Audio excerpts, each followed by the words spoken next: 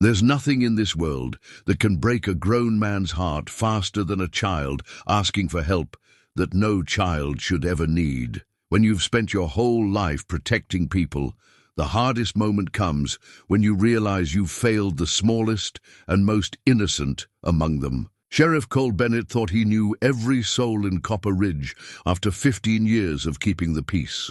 Then 7-year-old Rosie McCallister walked into Murphy's saloon wearing her daddy's oversized hat and asked him to arrest the one man everyone in town respected most. Her father Thomas owned the biggest ranch around and never caused trouble. But what could make a little girl turn against her own blood? Before we jump back in, tell us where you're tuning in from. And if this story touches you, make sure you're subscribed, because tomorrow I've saved something extra special for you. The dust never really settles in Copper Ridge. It swirls through the streets like memories that won't stay buried, coating everything in a fine layer of grit that reminds you this land doesn't forgive easily. Sheriff Cole Bennett had learned that lesson the hard way over 15 years of wearing the badge, watching good men make bad choices and bad men prosper in the shadows cast by the unforgiving Arizona sun. His office sat at the corner of Main and Cedar, a weathered building that had seen 3 sheriffs before him. The floorboards creaked with the weight of countless confessions, disputes, and desperate pleas for justice. Bennett had inherited more than just a job when he pinned on that star. He'd inherited the accumulated sins and secrets of a town that preferred its truth served quiet and its justice delivered with a handshake rather than handcuffs. Thomas McCallister's branding iron hung on the wall behind Bennett's desk, a gift from the rancher himself after Bennett had recovered stolen cattle. 2 winters back.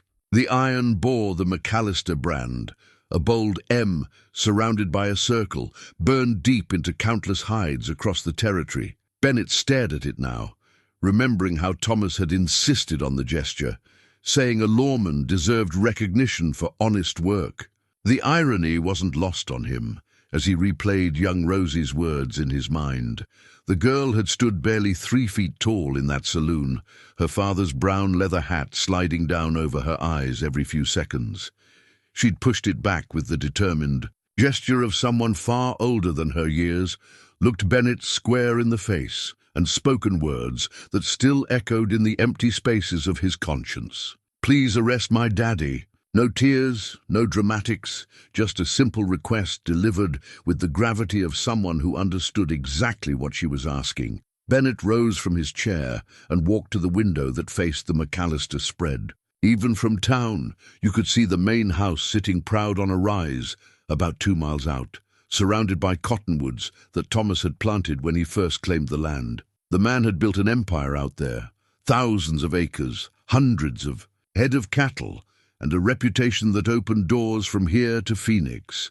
Thomas McCallister was the kind of man other men listened to, the kind whose word carried weight in every business deal and political discussion in 3 counties. That was the Thomas everyone knew, the Thomas who contributed generously to the church, who employed half the able-bodied men in Copper Ridge, who had never so much as raised his voice in public in all the years Bennett had known him. A pillar of the community, folks called him. A man who understood responsibility, but children don't lie about their fathers the way Rosie had. Not about something like this. Bennett's own relationship with fatherhood was complicated at best. His daughter Emma lived back east with her mother now, had for the past 3 years since the divorce was finalized. He wrote letters every month, sent money when he could, but the distance between them felt wider than the miles. Emma was 12 now, growing up in a world of proper schools and social gatherings that felt foreign to a man who spent his days mediating cattle disputes and breaking up saloon fights. The guilt of that failure sat heavy in his chest as he considered Rosie McCallister. What kind of lawman was he if he couldn't even maintain a relationship with his own child? What right did he have to judge another man's family situation? Doc Harrison knocked on the doorframe, interrupting Bennett's brooding. Marcus Harrison had been Copper Ridge's only doctor for 23 years, a thin man with gentle hands and sharp eyes who had delivered half the babies in town and buried their grandparents. His medical bag sat on the floor beside him, and Bennett knew without asking why he'd come. "You examined her?" Bennett said. "It wasn't a question." Doc Harrison nodded slowly. "Martha brought her by about an hour ago. Said the girl had been complaining of soreness." He paused, choosing his words carefully. "Cole, that child has bruises on her ribs that are maybe 4 days old. Finger-shaped marks on her arms. And she flinched every time I touched her left shoulder." The information hit Bennett like a physical blow. Suspicion was one thing. Concrete evidence was another entirely. "Martha know you're telling me this?" "Martha McCallister is scared, Cole. Scared enough to bring her daughter to me, but scared enough to make me promise not to write anything down in my official records." Doc Harrison's voice carried the weight of a man who had seen too much suffering. "Stay hidden behind closed doors. That woman is walking a tightrope, trying to protect her child without destroying her family. But that little girl, she's been carrying this burden far too long for someone her age." Bennett turned back to the window, watching the afternoon shadows stretch longer across the landscape. In a few hours, Thomas McCallister would be sitting down to dinner with his family, saying grace over a meal prepared by his wife, listening to his daughter talk about her day at school, the picture of domestic tranquility. "What's your professional opinion, Doc?" "My professional opinion is that child has been systematically abused for months, maybe longer. She's developed coping mechanisms that no 7-year-old should need." Harrison picked up his bag and moved toward the door. "But my personal opinion, that little girl is one of the bravest people I've ever met. Takes real courage to ask for help when asking might make things worse." After the doctor left, Bennett sat in the growing dusk and considered his options. In a perfect world, he would ride out to the McCallister ranch, arrest Thomas on suspicion of child abuse, and let the territorial courts sort out the details. But Copper Ridge wasn't a perfect world. It was a small town where reputation mattered more than truth, where economic relationships complicated moral decisions, and where the wrong move by a sheriff could destroy more lives than it saved. Thomas McCallister employed 17 men directly and influenced the livelihoods of dozens more. His cattle contracts kept the local feed store profitable. His banking business supported 3 other family operations. A scandal involving him would ripple through the community like stones thrown in still water, and Bennett had learned that sometimes the splash could drown innocent people. But then there was Rosie, a child who had found the courage to speak truth, to power in the most literal sense possible. As full darkness settled over Copper Ridge, Bennett made his decision. He would investigate quietly, carefully, gathering evidence and building a case that could withstand the inevitable backlash. It might take time, but justice delayed was better than justice denied, especially when a child's life hung in the balance. Murphy's Saloon glowed with warm light across the street, the sound of conversation and laughter drifting through the evening air. Bennett remembered the absolute silence that had fallen when Rosie walked in that afternoon, how every man in the place had stopped talking to stare at the small figure making her impossible request. The silence had lingered even after she left, as if the weight of her words had settled over them all like snow. Tomorrow he would begin asking questions, carefully and quietly. He would talk to the schoolteacher, the neighbors, anyone who might have noticed something amiss at the McCallister place. He would review his records for any calls that might have involved domestic disputes, any patterns that might have escaped his notice. Tonight, though, he would sit with the knowledge that somewhere out there, a little girl was going to sleep, hoping that the one adult she had trusted with her secret would find a way to help her. The responsibility of that trust felt heavier than the badge on his chest, more binding than any oath he had ever taken. Bennett locked his office and walked home through the quiet streets, past houses where families were settling in for the night, past the church, where Thomas McCallister sat on the board of trustees, past the school where Rosie would sit tomorrow pretending everything was normal.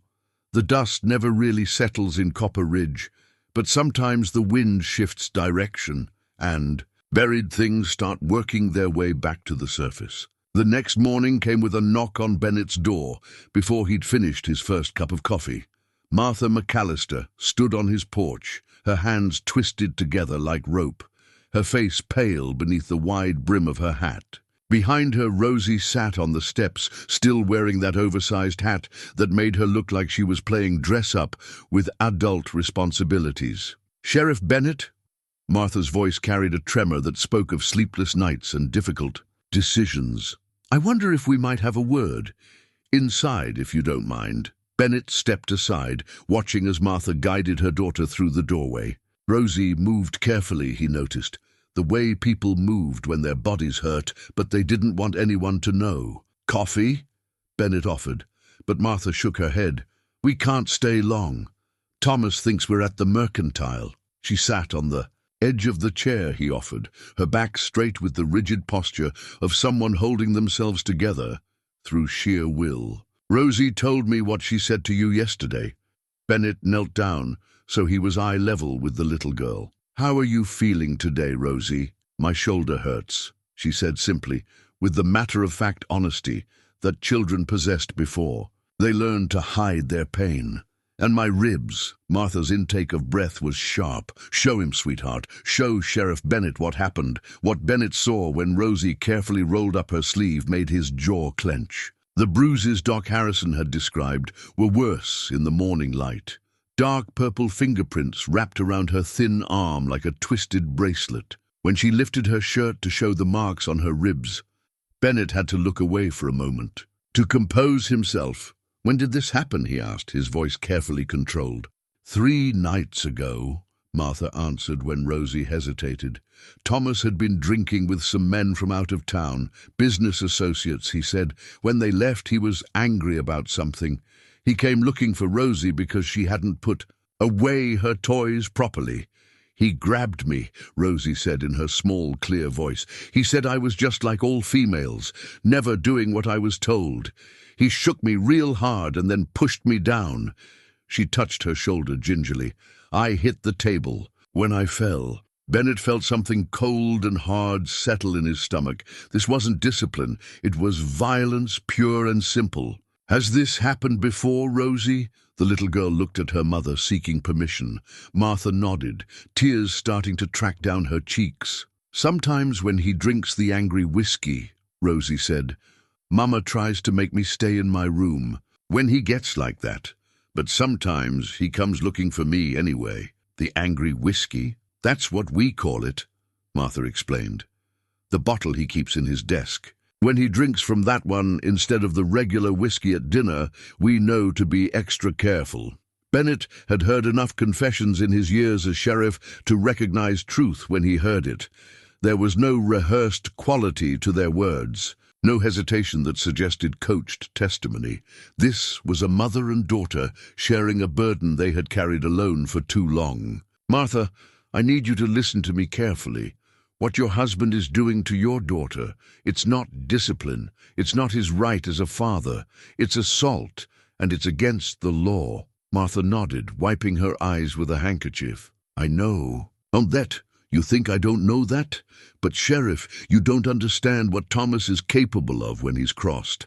The last time I tried to stand up to him..." She touched her left wrist instinctively, and Bennett noticed the faded yellow remnants of what had once been a much darker bruise. "He hurt you too. Thomas McCallister is a respected man in this town," Martha said, her voice gaining strength. "Who's going to believe that he beats his wife and daughter? Who's going to stand against a man who owns half the county and employs a quarter of its people?" Bennett understood her fear.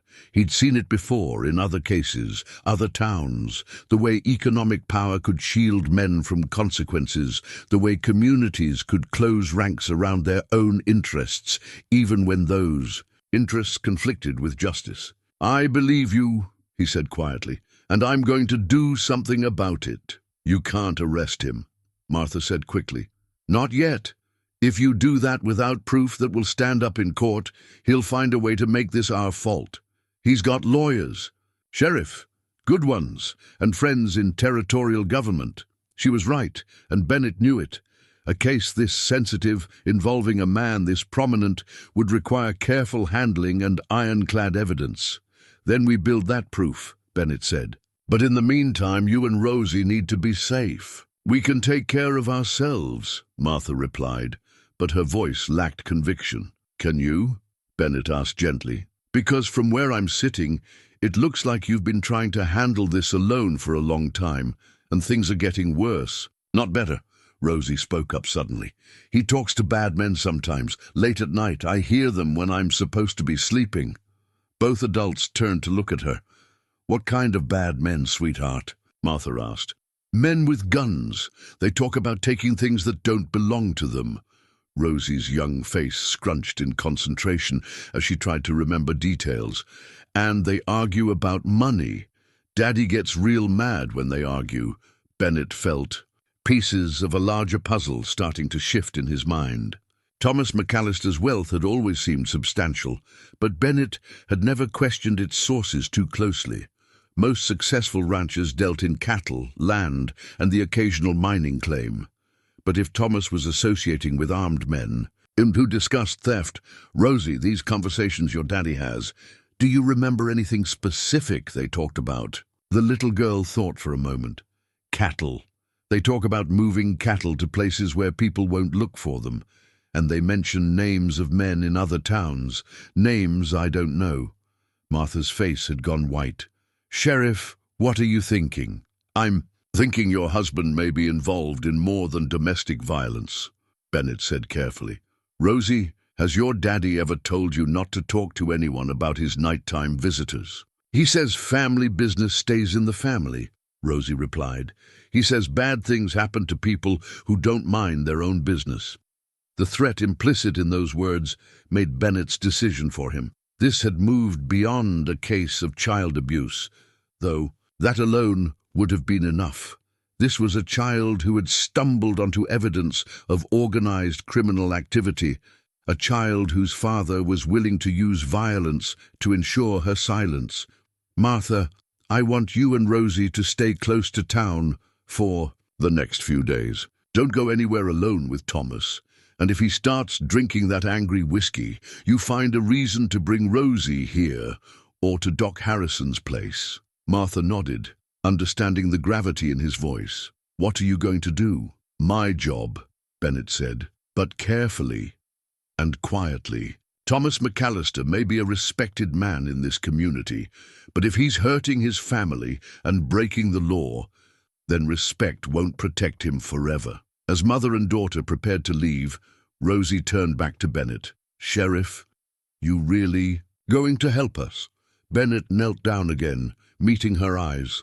I promise you, Rosie, no matter what it takes, no matter who tries to stop me, I'm going to help you. After they left, Bennett sat in his kitchen and finished his now cold coffee, thinking about promises made to children and the weight of keeping them. Outside, Copper Ridge was waking up to another day of business as usual, unaware that the foundations of their ordered world were starting to shift. The investigation he was about to undertake would test every relationship he had built in 15 years of sheriff work. It would challenge the unspoken agreements that kept small-town peace. It might even cost him his job. But looking at those bruises on a 7-year-old girl's arm had made one thing crystal clear. Some things mattered more than keeping the peace. Bennett's investigation began the way most good detective work did, with careful observation and quiet questions. He started by visiting the courthouse in the county seat, 30 miles south, where property records and business filings were kept. The ride gave him time to think and plan his approach. Thomas McCallister's financial records painted the picture of a successful rancher, but there were inconsistencies that caught Bennett's experienced eye. Large cash deposits made irregularly, cattle sales that didn't quite match the seasonal patterns of legitimate ranching, and business partnerships with men whose addresses led to post office boxes rather than actual ranches. Deputy Sarah Hayes, met him when he returned to Copper Ridge.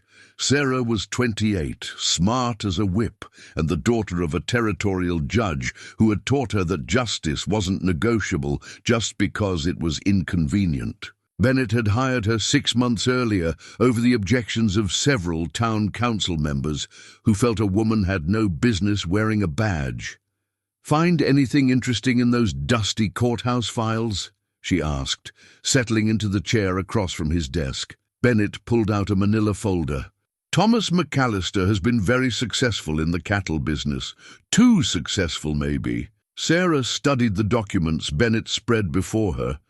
Her background in law made her quick to spot the irregularities he had noticed. "These cash deposits, they're substantial, and they don't correspond with known cattle sale dates." "Exactly. And look at these business partnerships." Bennett pointed to several names. "I recognized 2 of them from wanted posters that crossed my desk in the past year. Cattle rustling suspects out of New Mexico and Colorado." "You think McCallister is fencing stolen cattle?" "I think it's a possibility worth investigating, but we need to be careful. If Thomas is connected to organized rustling, he's got more resources and more dangerous friends than we initially thought." Sarah leaned back in her chair, processing the implications. "That would explain the late-night meetings Rosie mentioned. And if he's willing to beat his own daughter to keep family secrets, what would he do to protect a criminal enterprise?" The question hung heavy between them. Bennett had known Sarah long enough to trust her instincts and her discretion.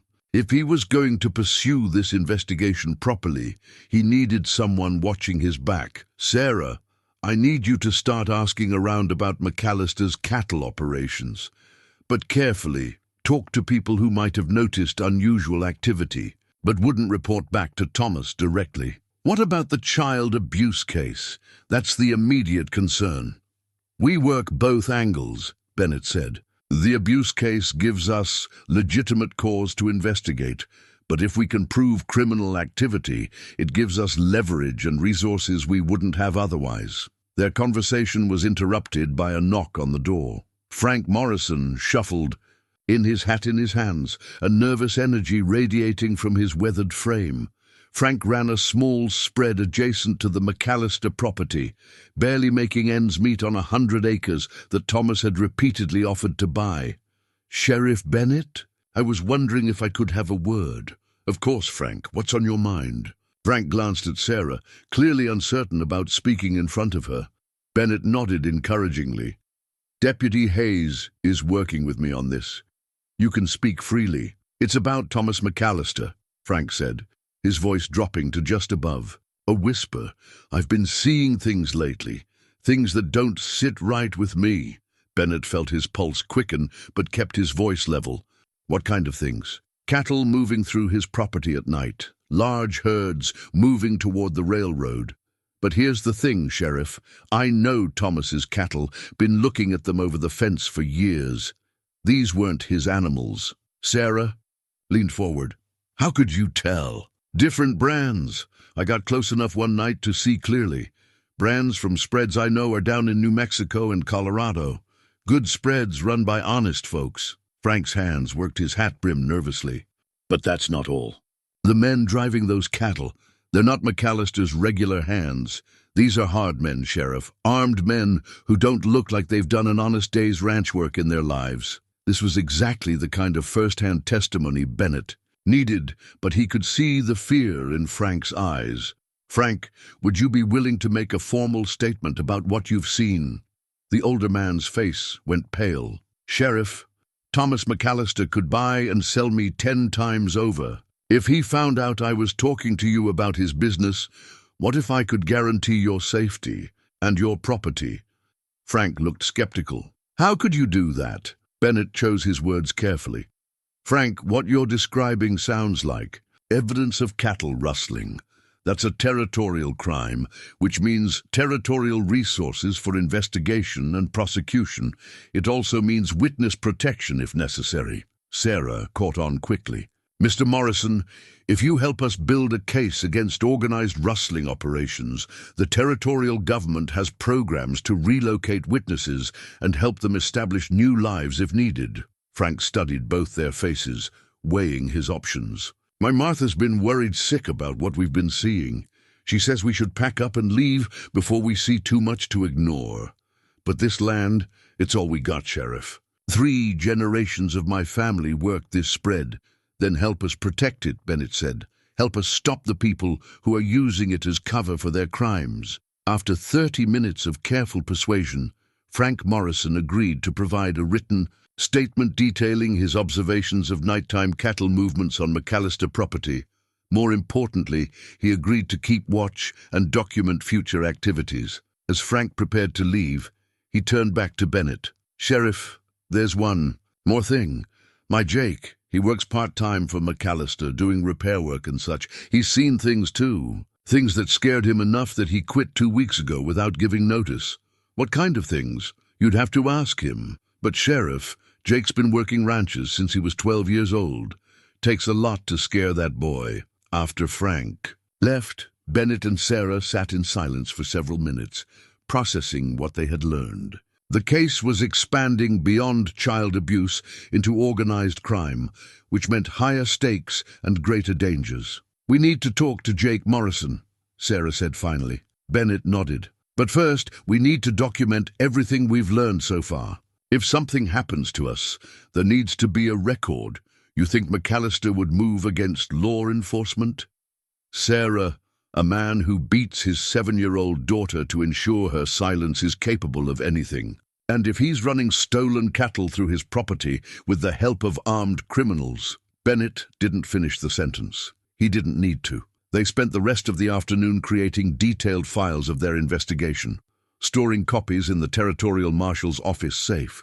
If Thomas McCallister was as dangerous as the evidence suggested, they would need all the protection the law could provide. As evening approached, Bennett found himself watching the McCallister spread through his office window again, wondering what horrors were playing out behind the civilized facade of family dinner and evening chores. Somewhere in that house, a little girl was living with the daily terror of unpredictable violence. And now, Bennett was beginning to understand that her courage in asking for help might have uncovered something much larger and more dangerous than anyone had imagined.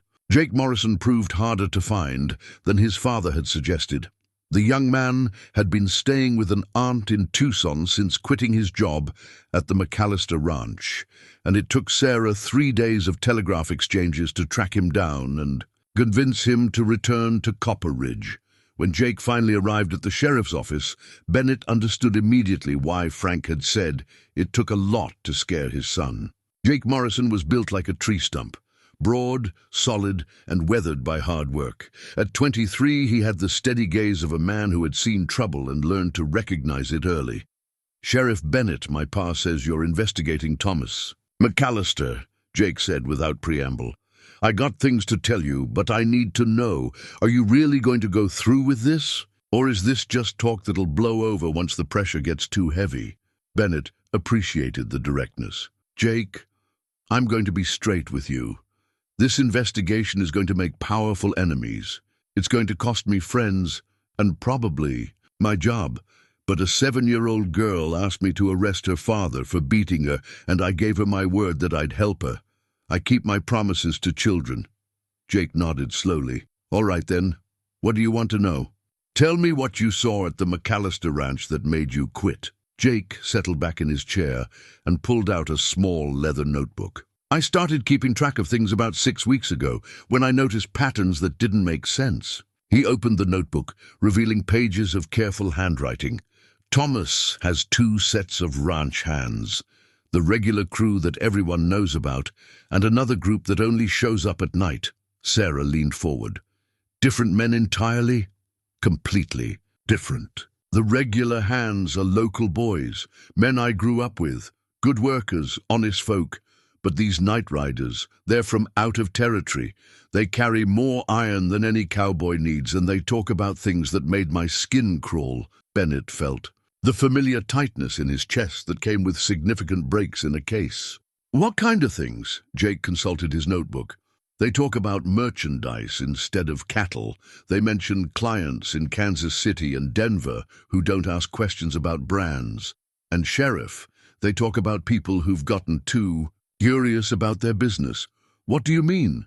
"There was a conversation I overheard between Thomas and a man they called Vega. Vega mentioned a rancher down in New Mexico who had been asking questions about missing cattle. Past tense, Sheriff. They talked about him like he wasn't asking questions anymore." Bennett exchanged glances with Sarah. They both knew what that implied. Jake continued, his voice steady but grim. "That's when I started writing things down. Names, dates, descriptions of the men I saw. Because I figured if something happened to me, at least there'd be some record." "Do you have specific evidence of stolen cattle being moved through McCallister property?" "Better than that, Sheriff. I helped move them." Jake's statement hung in the air like smoke. "Thomas didn't tell me they were stolen when he assigned me to night crew. Said he was doing a favor for some business associates, helping them move cattle to railroad connections. Paid me double wages to keep quiet about it." Sarah asked. "When did you realize they were stolen?" "When I recognized brands from the Hartwell Ranch in Colorado. I'd worked for Old Man Hartwell 2 summers back, knew his cattle and his mark as well as my own name. But according to Thomas, these animals belonged to his business associates." Jake pulled out a folded paper from his notebook. "I copied down every brand I could identify over 6 weeks, matched them up later with newspapers and wanted posters. Sheriff, we moved cattle from at least 12 different ranches across 4 territories." Bennett studied the list Jake provided. The scope of the operation was staggering. This wasn't opportunistic rustling by small-time thieves. This was organized crime operating on a territorial scale. Jake, this is incredibly valuable information, but it also puts you in serious danger. These men you're describing, if they found out you were documenting their activities. I know the risks, Sheriff. That's why I left town. But running away doesn't solve the problem, and it sure doesn't help that little girl." Jake's voice carried a weight that made him seem older than his 23 years. "My ma and pa raised me to do what's right, even when it's hard. Especially when it's hard." Sarah had been taking notes throughout the conversation. "Jake, would you be willing to testify to all of this in territorial court?" "Yes, ma'am, but I'd like to live long enough to make it to court." Bennett understood the concern. "We can arrange protection. The Territorial Marshal's office has safe houses and resources for witness security." "What about my family? If Thomas figures out I'm cooperating with your investigation, he might take his anger out on my parents." It was a legitimate concern. Bennett had seen criminals target witnesses' families before, using threats against loved ones to ensure silence. "We'll include your family in protection arrangements if necessary," Bennett promised. "But Jake, I need you to understand, once we move forward with this evidence, there's no turning back. For any of us." Jake closed his notebook and met Bennett's eyes. "Sheriff, I watched Thomas McCallister grab his daughter by the throat 2 weeks ago because she dropped a plate at dinner.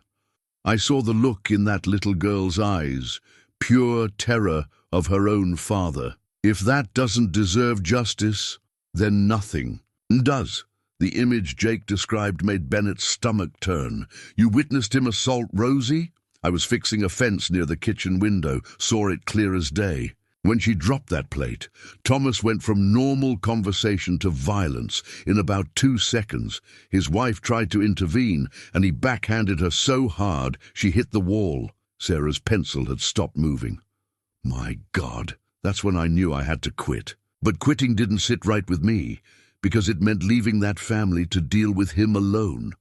When my pa told me you were investigating, I knew it was time to come back and do the right thing." Bennett felt pieces of the case solidifying in his mind. They now had eyewitness testimony to child abuse, evidence of organized cattle rustling, and documentation of a criminal network operating across territorial lines. But they also had confirmation that Thomas McCallister was far more dangerous than anyone had suspected. "Jake, I want you to stay in town where we can protect you while we prepare the case. Sarah will arrange secure lodging, and I'll contact the Territorial Marshal's office about witness protection procedures. As Jake prepared to leave, he turned back once more. Sheriff, that little girl, she's braver than most grown men I know. Whatever it takes to keep her safe, count me in. After Jake left, Bennett and Sarah sat in the gathering dusk, processing the weight of what they had learned. The investigation had expanded from child abuse to organized crime, but at its heart, it remained about a 7-year-old girl who had found the courage to ask for help. "We're in deep water now," Sarah observed. Bennett nodded. "But we're not swimming alone anymore, and sometimes that makes all the difference." The photograph arrived in Bennett's mail on a Thursday morning, tucked inside an envelope with no return address. Sarah was reviewing witness statements when he opened it, and the sharp intake of his breath made her look up from her work. "What is it?" Bennett held up a faded daguerreotype showing 5 men standing beside a railroad car loaded with cattle. Thomas McCallister was clearly visible on the left, younger but unmistakable. The man next to him was someone Bennett recognized from wanted posters, Diego Vega, suspected of running stolen cattle from Texas to Colorado. "Where did this come from?" Sarah asked, studying the image. "No idea. Someone wanted us to have it." Bennett turned the photograph over. Written in pencil on the back were the words, "Ask Jake about the brand inspector who asked too many questions. A friend." Sarah frowned. "Brand inspector?" Bennett's mouth went dry as pieces clicked into place. There was a territorial brand inspector who disappeared 6 months ago. Mitchell Hayes, he was investigating discrepancies in cattle sales records across the territory. "Any relation to Deputy Hayes?" Sarah asked with a wry smile. "Different family entirely, but Mitchell Hayes was good at his job, thorough. The kind of man who would notice if stolen cattle were being moved through official channels." They spent the morning researching Mitchell Hayes's disappearance through territorial records. What they found painted a disturbing picture. Hayes had been investigating irregularities in cattle shipment records, focusing on operations in the Copper Ridge area. His last official report mentioned suspicious activities involving prominent local ranchers before he vanished without a trace. Jake Morrison confirmed their worst fears when they showed him the photograph that afternoon. "I remember that man," Jake said, his face pale. "Brand inspector came by the ranch about 7 months ago, asked a lot of questions about cattle movements, shipment records, business partnerships. Thomas was polite to his face, but after he left..." Jake shook his head. "I'd never seen Thomas that angry. He sent word to his night riders, had a meeting that same evening." "What happened at the meeting?" Bennett asked, though he dreaded the answer. "I wasn't supposed to be there, but I was working late in the barn, heard Thomas tell Vega and the others that they had a problem that needed to be handled permanently. Vega laughed and said something about how brand inspectors shouldn't travel alone on dark roads. The implications hit Bennett like a physical blow. They weren't just dealing with cattle rustling anymore. They were potentially investigating murder." Sarah's voice was tight with anger. "That man had a family, a wife and 2 young children in Phoenix." Jake nodded grimly. "I know. I saw his photograph in the territorial newspaper when they reported him missing. That's when I started keeping my written records. Figured if they'd kill a territorial official, they wouldn't hesitate to eliminate a ranch hand who knew too much." Bennett studied the photograph again, noting details he'd missed initially. The railroad car bore markings from the Kansas Pacific line, and the cattle visible in the image showed clear signs of recent branding over existing marks. "Jake, do you recognize any of the other men in this photograph?" "2 of them. The tall one with the beard is called Santana. He's Vega's lieutenant. And the one on the far right is Jim Coulter. He runs the operation when Vega's not around." Bennett made notes as Jake identified the men. Each name represented another link in a criminal network that extended far beyond Copper Ridge. "How often do these operations run through McCallister's property?" "Every 2 to 3 weeks, depending on how much merchandise they've collected." They used Thomas's land because it connects to 3 different railroad lines and provides cover from territorial patrols. Sarah had been studying territorial maps while they talked. If they're moving cattle every few weeks, there should be a pattern we can identify. Dates, routes, destinations. There is, Jake said. That's why I kept records. Next shipment is scheduled for this weekend, Saturday night into Sunday morning. Big one, according to what I overheard. They've been collecting cattle from multiple sources for this run. Bennett felt his pulse quicken. You're certain? Certain enough that I was planning to be far away from here by Saturday. But if you're really going to stop them, we are, Bennett said firmly, but not by confronting them directly. We need territorial marshals, federal involvement if necessary. This is bigger than what local law enforcement can handle. The afternoon brought another visitor to Bennett's office, Miss Clara Thompson, the schoolteacher. Clara was a spinster in her 40s who had taught 3 generations of Copper Ridge children with a combination of gentle patience and steel-backed discipline. Sheriff Bennett, I need to speak with you about Rosie McCallister. Bennett gestured to a chair. Of course. What's concerning you? The child's behavior at school has changed dramatically over the past month. She's always been quiet, but now she seems afraid. She jumps at sudden noises, flinches when anyone moves too quickly near her. Sarah joined the conversation. Has she said anything about problems at home? Clara shook her head. Rosie is too loyal to her parents to complain openly. But yesterday, she asked me if people who hurt children ever got punished. When I asked why she wanted to know, she said she was just curious about how justice worked. The question from a 7-year-old carried heartbreaking implications. Miss Thompson, have you noticed any physical signs of abuse? I've seen bruises that she claims come from falls or accidents. But Sheriff, I've been teaching children for 20 years. I know the difference between playground injuries and deliberate harm. Clara reached into her handbag and pulled out a small drawing. Rosie made this during art time last week. She said it was a picture of her family. The drawing showed stick figures representing Thomas, Martha, and Rosie.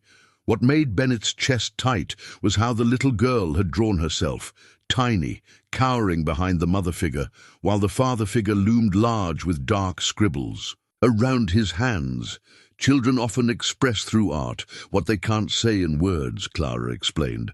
This drawing tells a story about fear and protection-seeking behavior. Sarah studied the drawing closely. Has she drawn other pictures like this? Several, all with similar themes, the father figure appearing threatening, the child figure hiding or running. I've saved them all, thinking someone might need to see them eventually. Bennett felt another piece of evidence falling into place. Miss Thompson, would you be willing to provide official testimony about Rosie's behavior and these drawings? Clara's spine straightened. Sheriff, I've been waiting for someone to ask the right questions about that child. Whatever you need from me, you have it. As evening approached, Bennett and Sarah reviewed everything they had gathered. The evidence was substantial. Eyewitness testimony, physical evidence, photographic proof of criminal associations, and professional observations from multiple sources. We have enough to make arrests, Sarah observed, but do we have enough to make them stick? Bennett countered. Thomas McCallister has resources and connections we haven't even discovered yet. If we move too early and fail to convict, Rosie and Martha will be left defenseless against his retaliation.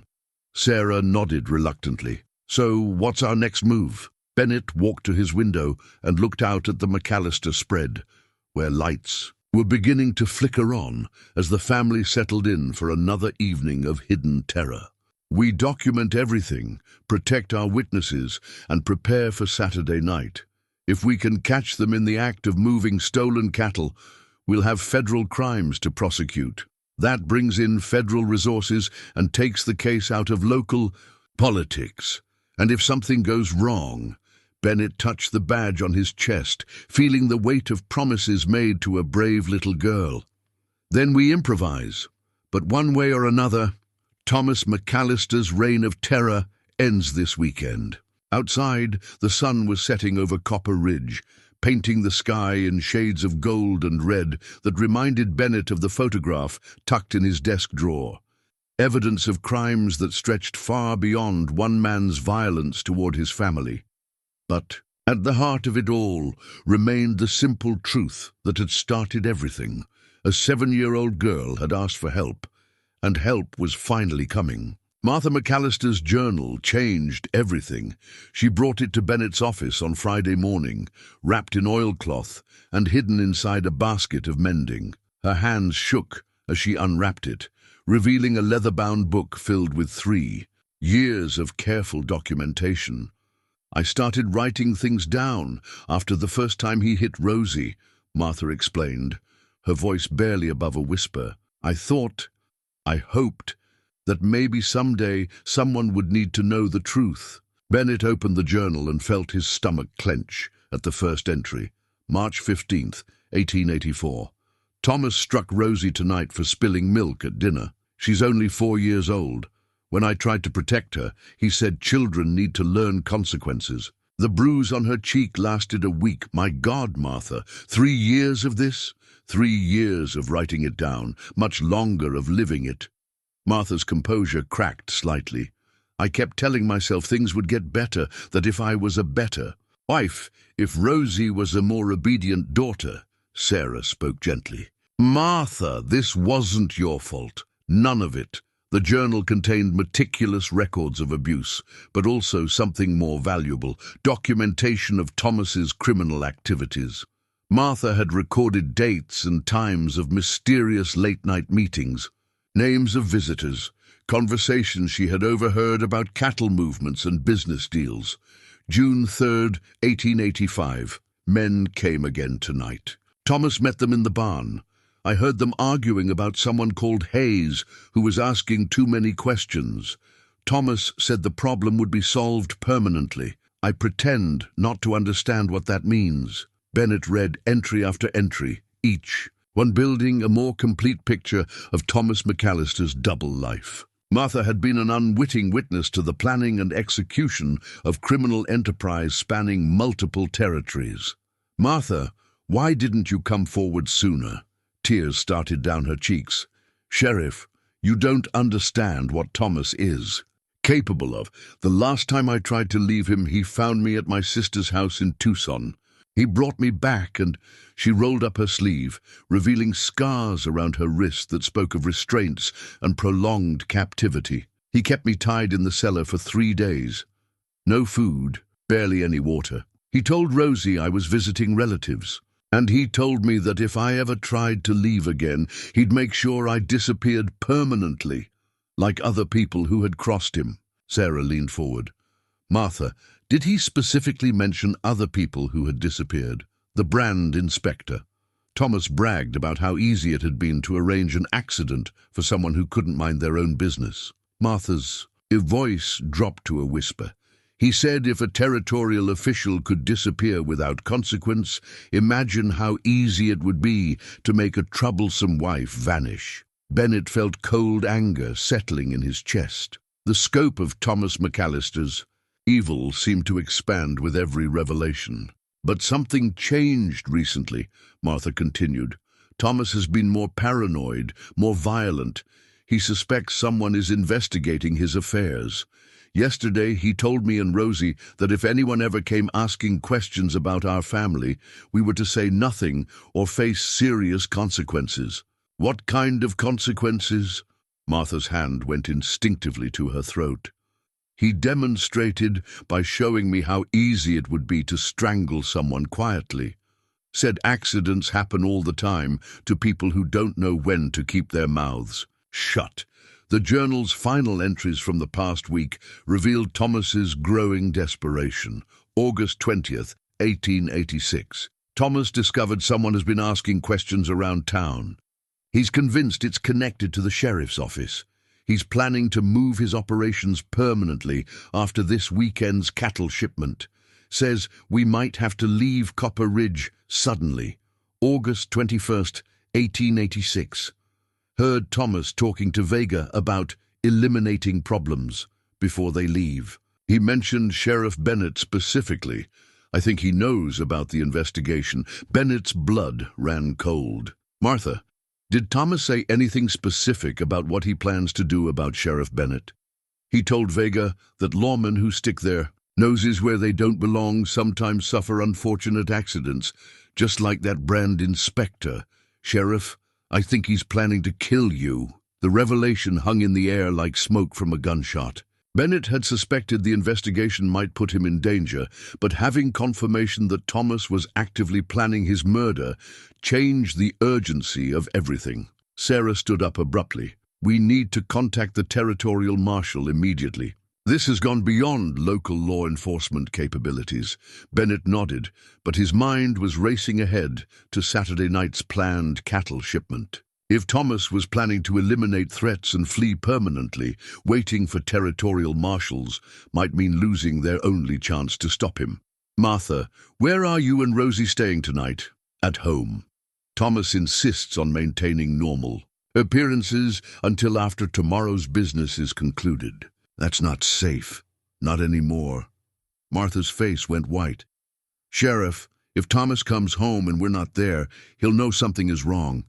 He'll run, and then we'll never be safe anywhere. She was right. If Thomas realized his family had been taken into protective custody, he would disappear into the network of criminals he had cultivated across multiple territories. Rosie and Martha would spend the rest of their lives looking over their shoulders. Then we end this tomorrow night, Bennett said grimly. We catch him in the act with territorial backup, and we make sure the charges stick. Sarah looked skeptical. That's assuming we can get territorial marshals here by tomorrow. I sent a telegram yesterday requesting immediate assistance. Marshal Davidson should arrive this evening with additional men. Martha clutched her journal to her chest. What about Rosie and me? How do we stay safe until then? Bennett considered their options. Thomas would be suspicious if his family disappeared, but leaving them in his custody while knowing he was planning violence seemed unconscionable. Doc Harrison has agreed to let you and Rosie stay at his place tonight. We'll tell Thomas that Rosie is sick and needs medical observation. It's plausible enough to avoid suspicion, but keeps you both safe. And after tomorrow? After tomorrow, Thomas McCallister will be in territorial custody facing federal charges for cattle rustling, conspiracy, and murder. You and Rosie will be free. As Martha prepared to leave, she turned back to Bennett with desperate eyes. Sheriff, promise me this will finally be over. I can't keep living in fear that my husband will kill me or my daughter. Bennett met her gaze steadily. Martha, I promise you that by Sunday morning, Thomas McCallister will never hurt you or Rosie again. After she left, Sarah voiced what they were both thinking. That's a hell of a promise to make. Bennett walked to his gun cabinet and began checking his weapons.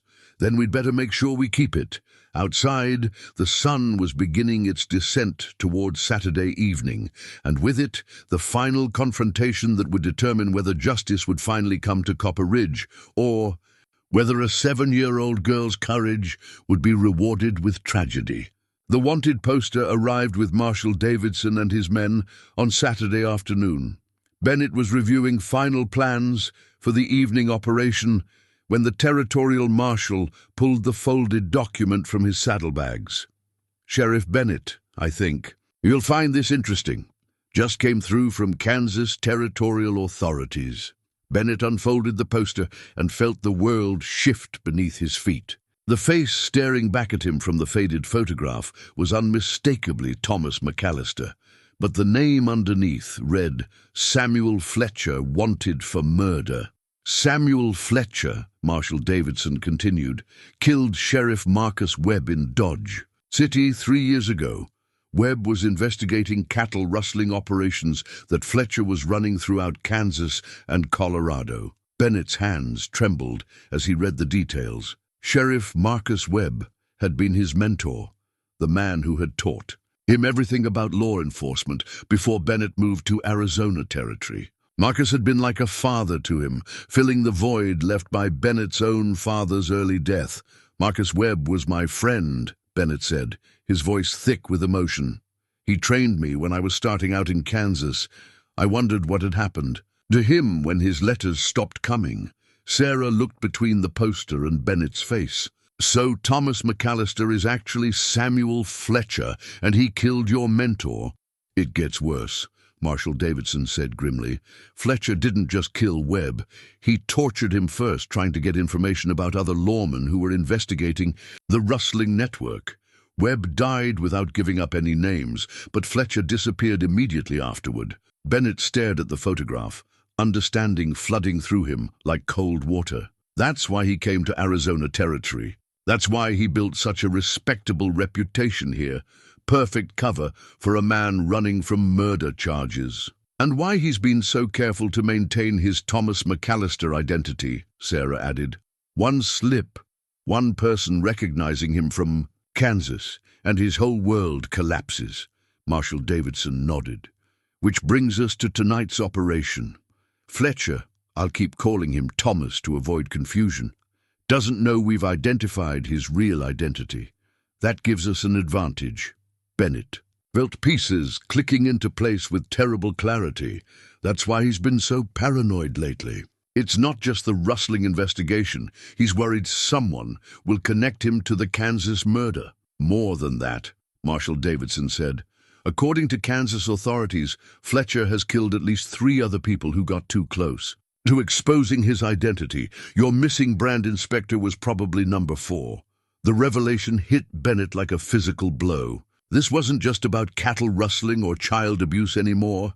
They were dealing with a serial killer who had been operating under perfect cover for 3 years. "Sheriff," Marshal Davidson continued, "there's something else you need to know. Fletcher has been sending reports back to his criminal associates in Kansas, letting them know about law enforcement activities in Arizona Territory. You've been investigating a man who's been feeding information about your every move to other criminals."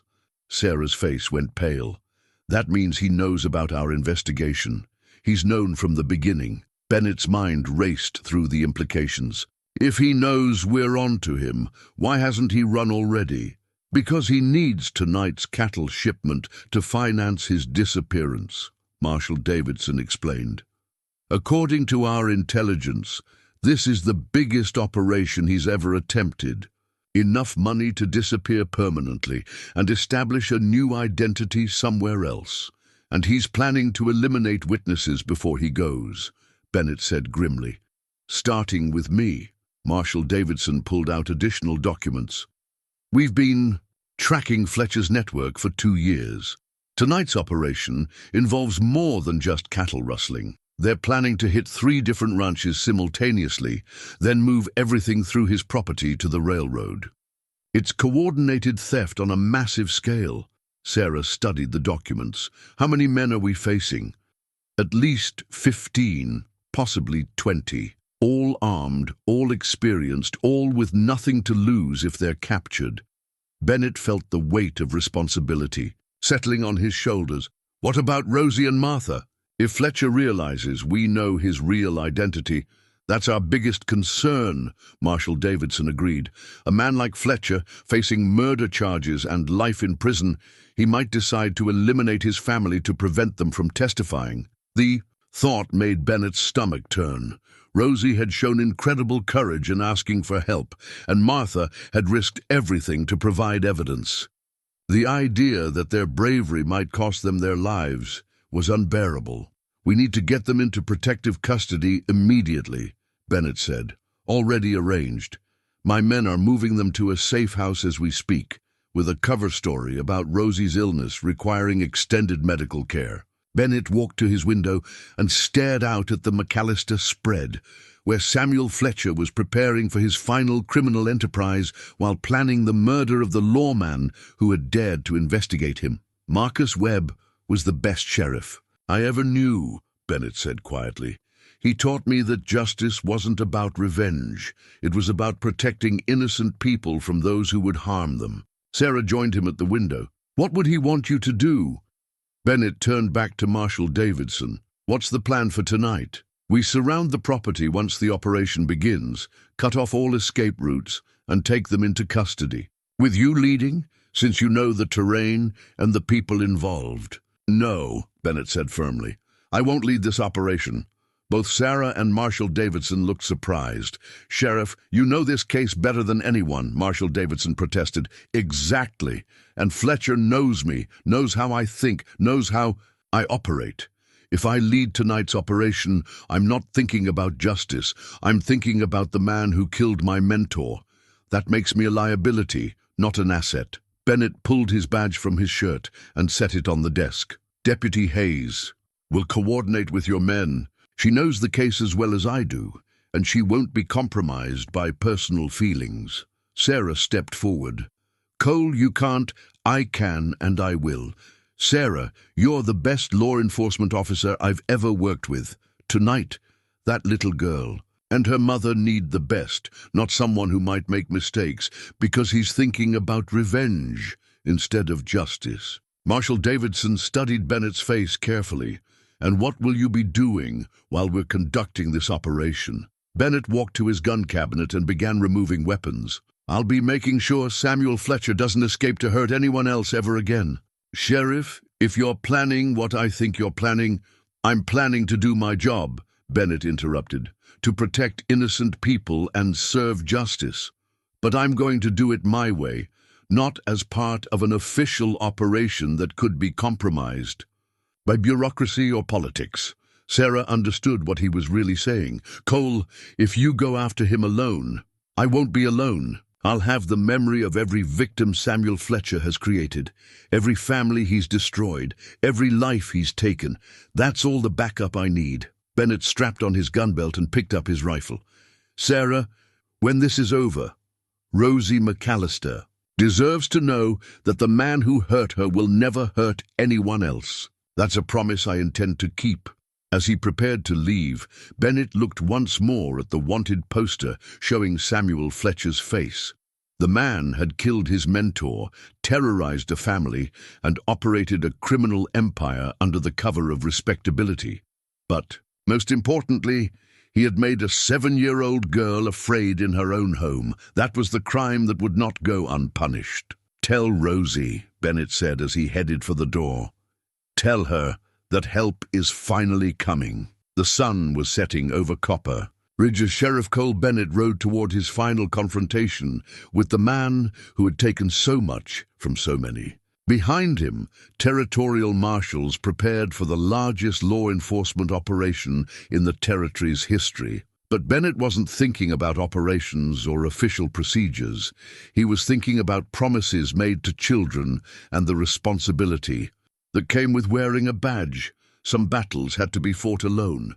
Bennett's father's badge felt heavier than his own as he pinned it inside his vest, over his heart. The silver star had been worn by 3 generations of lawmen, each one believing that justice was worth whatever price they had to pay. Tonight, Bennett understood that legacy in a way he never had before. He positioned himself on a ridge overlooking the McCallister ranch as the last light faded from the western sky. Through his field glasses, he could see the normal evening routines playing out. Ranch hands finishing their work, lights coming on in the main house, the peaceful facade that had hidden so much darkness for so long. But Samuel Fletcher's double life was about to end. Marshal Davidson's men were positioned around the property perimeter, invisible in the gathering darkness. Sarah coordinated their movements from a command position near the main road, using hand signals and whispered communications to avoid detection. The plan was elegant in its simplicity. Wait for the criminal operation to begin, then close the net from all sides. Bennett checked his pocket watch, 9:15. According to Jake Morrison's intelligence, the cattle movements typically began around 10 o'clock, when most of the legitimate ranch activity had ceased. That gave him 45 minutes to position himself for what needed to happen. He wasn't part of the official operation anymore, but he had his own mission to complete. Moving carefully through the darkness, Bennett made his way to the barn where Martha had overheard so many criminal conversations. The building sat far enough from the main house to provide privacy for illegal meetings, but close enough for Fletcher to maintain control over his operations. Inside the barn, Bennett found evidence of the criminal enterprise that had operated under everyone's noses for years. Hidden compartments contained branding irons for altering cattle marks, weapons beyond what any legitimate rancher would need, and ledgers documenting transactions across multiple territories. But what made his blood run cold was what he found in Fletcher's private office: detailed files on every law enforcement officer in the territory, including psychological profiles and notes about their families and weaknesses. The file on Sheriff Cole Bennett contained disturbing personal details: his divorce, his strained relationship with his daughter, his financial struggles, even his drinking habits after particularly difficult cases. Fletcher had been studying him like a hunter studies prey, looking for vulnerabilities to exploit. More chilling was a letter Fletcher had been writing, apparently intended for his criminal associates. The Bennett problem will be resolved tonight. Local law enforcement has become too curious about our operations. After the final cattle shipment, I will eliminate Bennett and establish our network in Colorado as discussed. The wife and child have served their purpose as cover, but have become liabilities. They will be dealt with accordingly before I relocate. Bennett felt ice in his veins as he read Fletcher's casual discussion of murdering Martha and Rosie. To him, they weren't human beings deserving of life and love. They were simply loose ends, to be tied up before starting fresh somewhere else. A noise outside the barn made Bennett freeze. Footsteps approached, accompanied by low voices. He quickly extinguished his lamp and took cover behind a stack of hay bales, drawing his pistol. "Everything ready for tonight?" Fletcher's voice was unmistakable. "Cattle are positioned at all 3 ranches," came the reply, in a voice Bennett recognized as Diego Vega. "My men know their assignments. By dawn, we'll have the biggest score in the network's history." "Good. And the other matter?" "Bennett will be taken care of. Santana's positioned near his office. When the sheriff responds to reports of cattle rustling tonight, he'll ride into an ambush that will look like an accident." Fletcher's laugh was cold.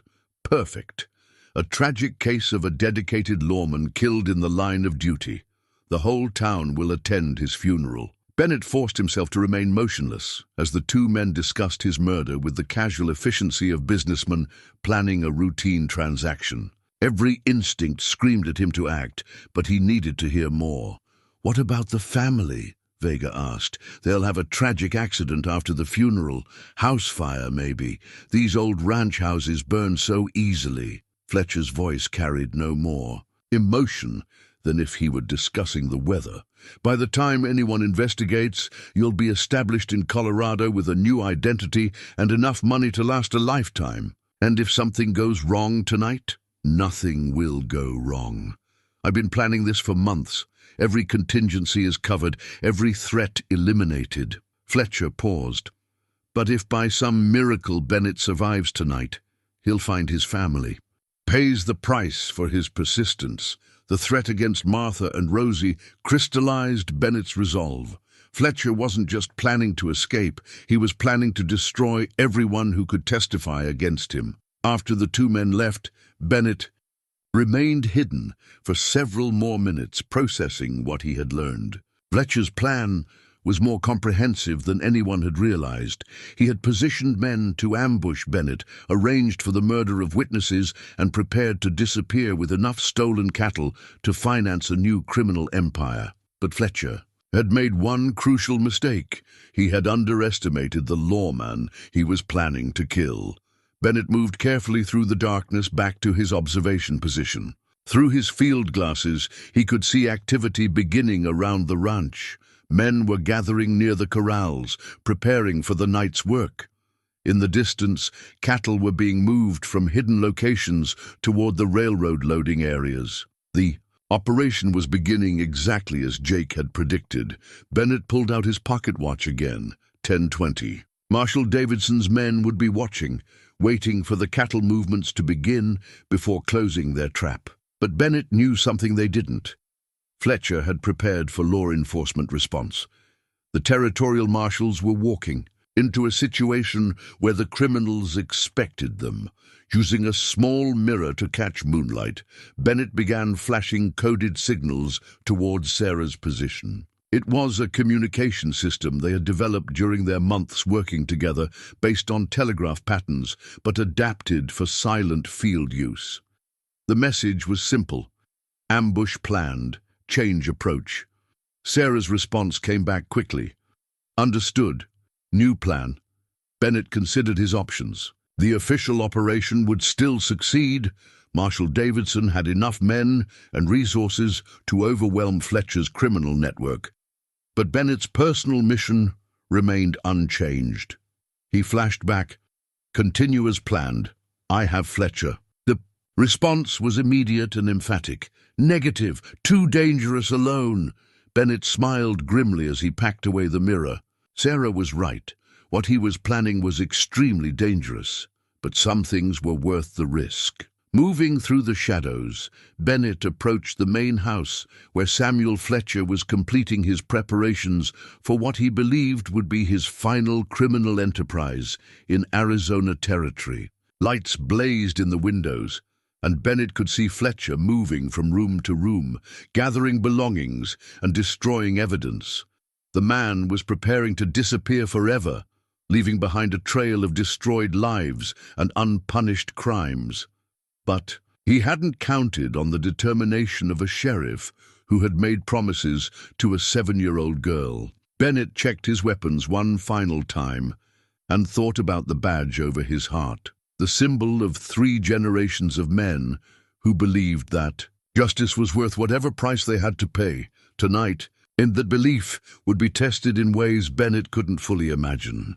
In the distance, he could hear the sound of cattle being moved toward the railroad. The criminal operation was proceeding exactly as Fletcher had planned. What the man didn't know was that his carefully orchestrated evening was about to become his final performance.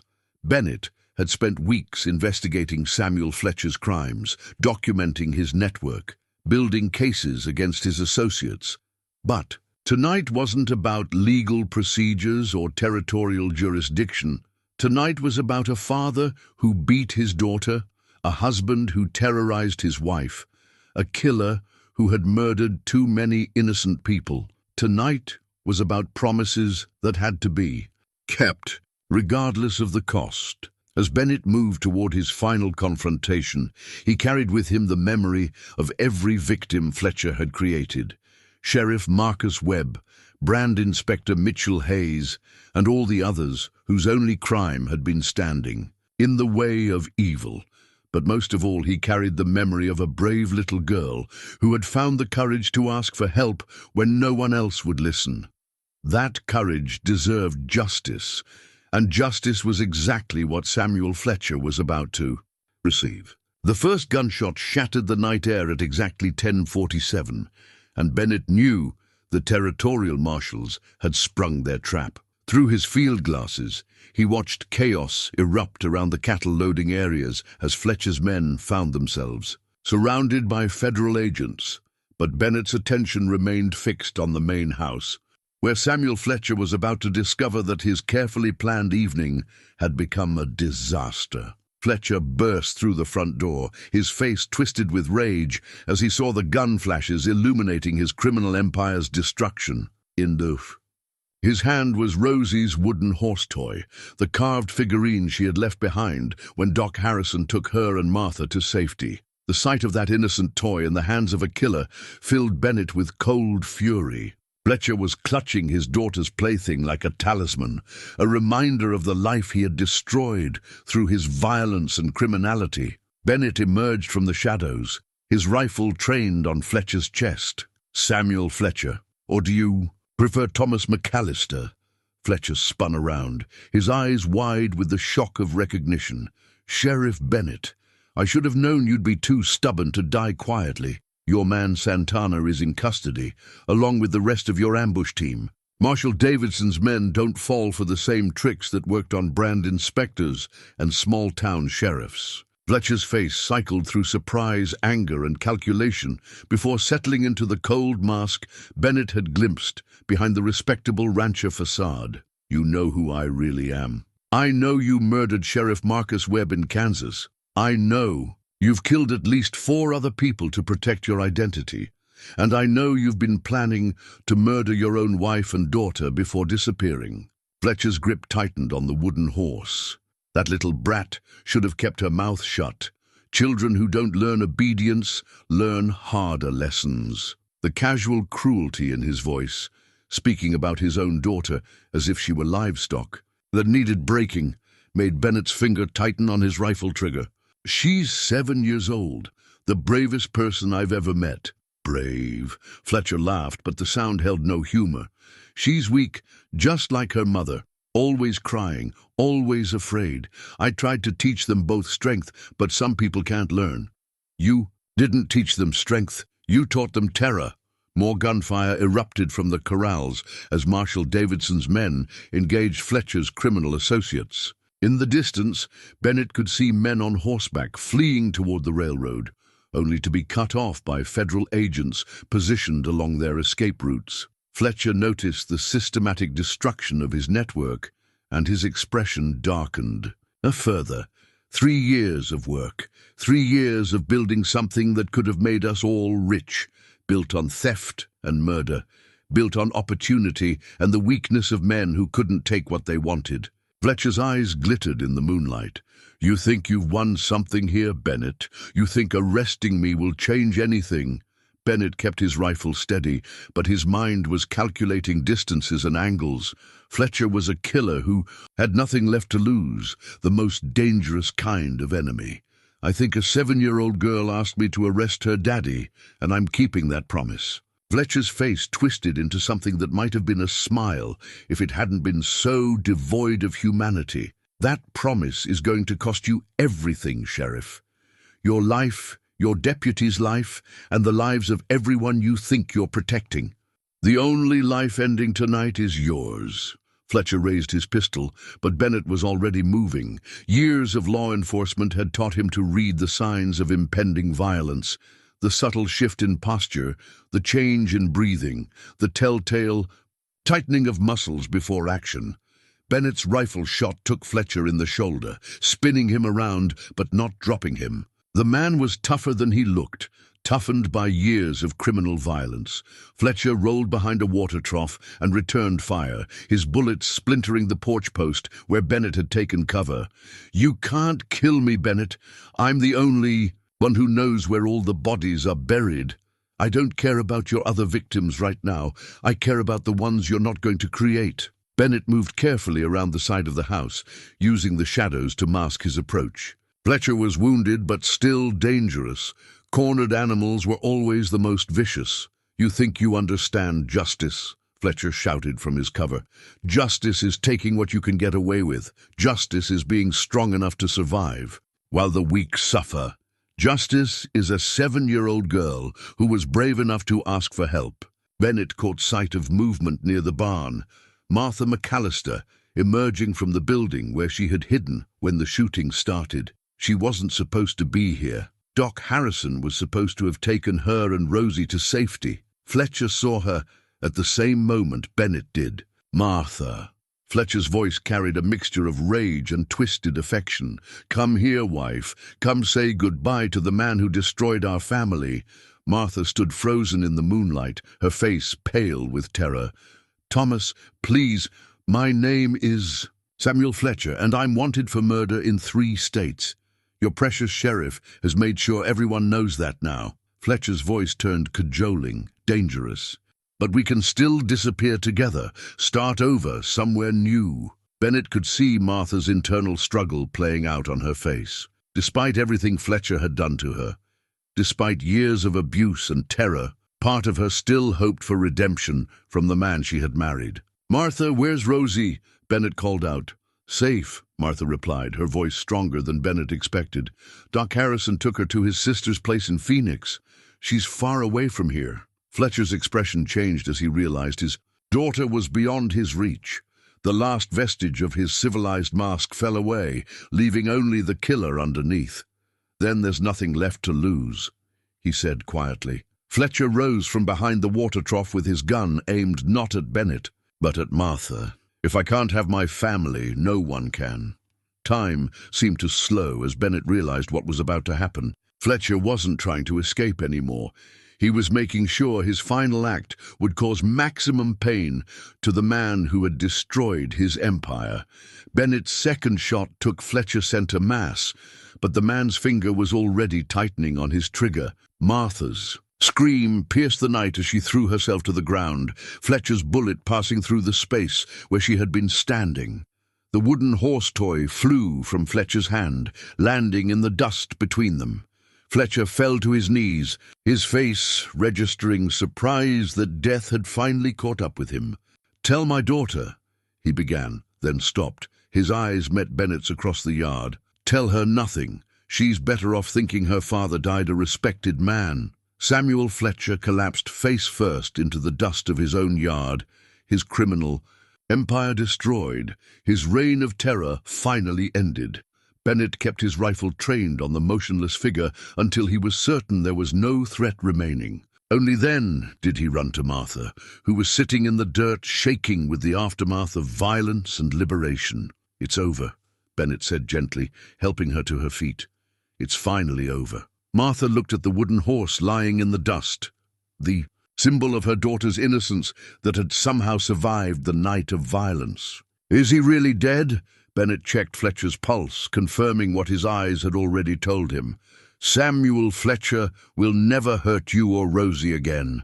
In the distance, the sounds of gunfire were dying away as Marshal Davidson's men completed their roundup of the criminal network.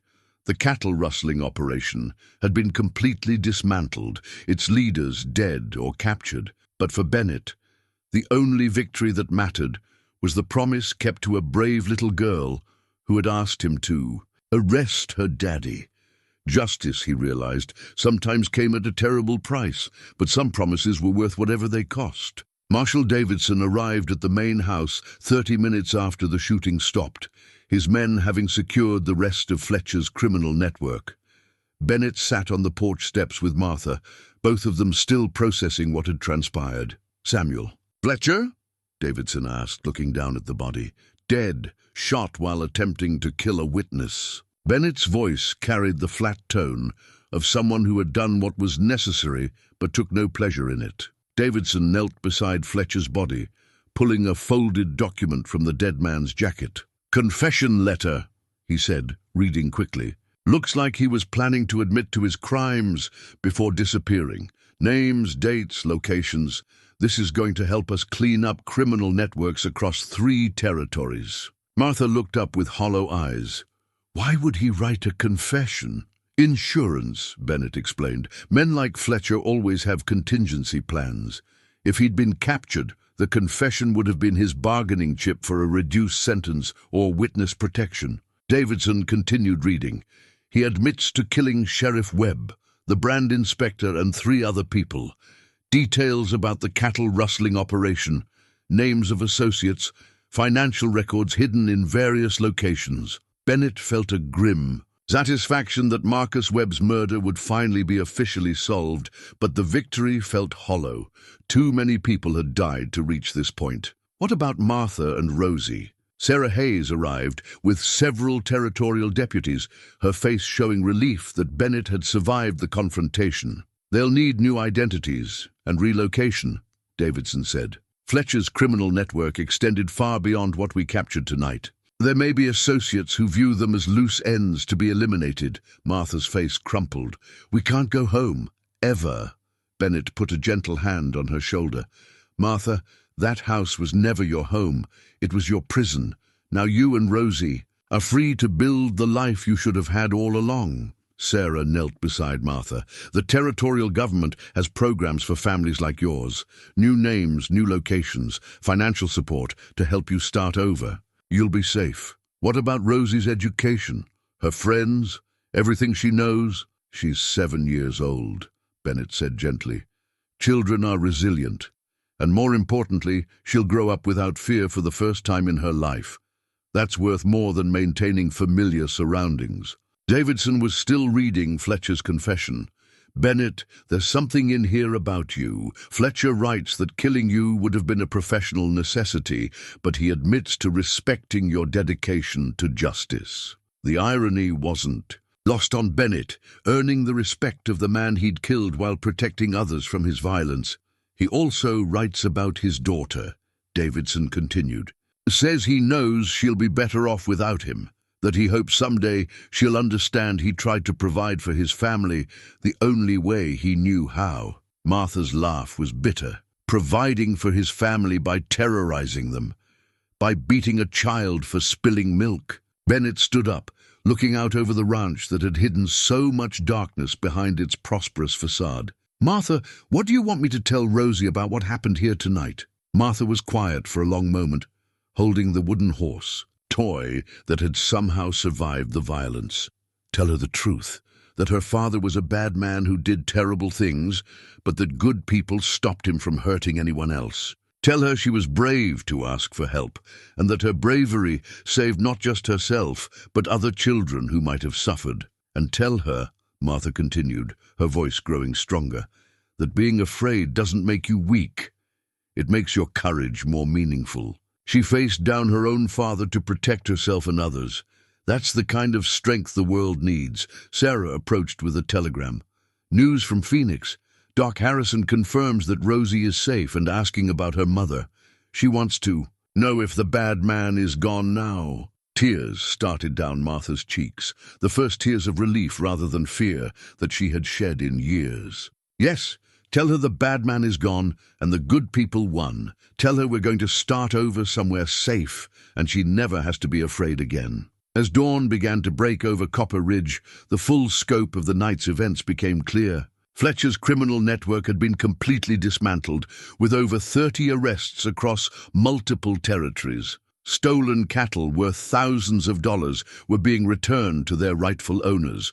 Most importantly, a reign of terror that had lasted 3 years was finally over. But for Bennett, the real victory was simpler and more personal. A 7-year-old girl had asked him to arrest her daddy, and he had kept that promise. The cost had been higher than anyone could have anticipated, but some promises were worth whatever price they demanded. Sheriff, Martha said as she prepared to leave with the territorial marshals who would escort her to a new life. Thank you for listening when Rosie asked for help. Thank you for believing a child's word against a respected man's reputation. Bennett touched the badge over his heart, his father's badge, worn by 3 generations of lawmen who understood that justice wasn't about politics or reputation. It was about protecting those who couldn't protect themselves. Martha, your daughter is the bravest person I've ever met. Someday, she's going to change the world. As the sun rose over Copper Ridge, Bennett knew that while Samuel Fletcher's crimes had finally been answered, the real victory belonged to a little girl who had found the courage to speak truth to power. Justice, he reflected, sometimes came in the smallest packages and required the greatest courage to deliver. 6 months later, Sheriff Cole Bennett sat in his office reading a letter that had arrived that morning from a place he couldn't identify. The return address was deliberately vague, part of the witness protection protocols that kept Martha and Rosie safe. Dear Sheriff Bennett, I wanted you to know that we are doing well in our new home. Rosie is enrolled in school and making friends. She still has nightmares sometimes, but they are becoming less frequent. The doctors say that with time and patience, she will recover completely from what she experienced. More importantly, she talks about you often. She says you are the first adult who listened when she asked for help, and she wants to be a sheriff when she grows up so she can help other children who need someone to believe them. I have started a new job working with other families who have experienced domestic violence. The territorial government program has given us more than new identities. It has given us purpose. Every day, I meet women who are where I was 6 months ago, afraid and hopeless. I tell them about a sheriff who kept his promise to a little girl, and sometimes that gives them the courage to ask for help. The wooden horse you returned to her sits on Rosie's nightstand. She says it reminds her that good people will always Fight to protect children, even when it's dangerous. Thank you for keeping your promise. You saved more than just our lives. You gave us hope. Gratefully, M. and Rosie. Bennett folded the letter carefully and placed it in his desk drawer next to the other evidence from the case. Evidence he would never need for court, but treasures he would keep forever. Deputy Sarah Hayes knocked on the doorframe. In the month since the Fletcher case, she had proven herself even more capable than Bennett had imagined. The town council, initially skeptical of a female deputy, now spoke of her as the natural choice to succeed Bennett when he eventually retired. "Morning, Cole. We've got a visitor." Through his window, Bennett could see a familiar figure approaching. Jake Morrison, no longer the frightened young man who had fled to Tucson, but someone who carried himself with the confidence of a man who had done the right thing when it mattered most. "Jake," Bennett stood to shake hands. "Good to see you. How are you adjusting to life back home?" "Better than I expected. The town's been different since Fletcher's network was exposed.